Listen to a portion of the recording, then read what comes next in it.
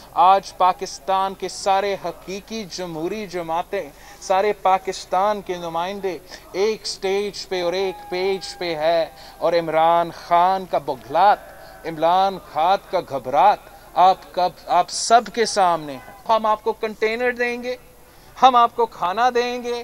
اس نے تو ہمارے راستے میں کنٹینرز رکھ لیے ہیں۔ مگر کان کھول کے سن لے خان صاحب،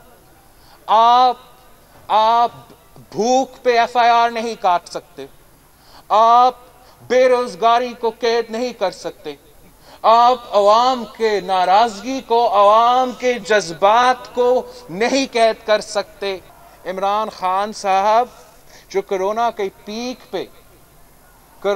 پیک پہ لاک ڈاؤن کا مخالفت کرتا تھا، آج اس کو کرونا کا خیال آ چکا ہے۔ میرے پاکستان پیپلز پارٹی کے کارکن، پاکستان پیپلز پارٹی کے عہدیدار کو ہراساں کیا جا رہا ہے، ان کے گھروں پہ ریڈز کیے جا رہے ہیں، ایف آئی آر کاٹے جا رہے ہیں۔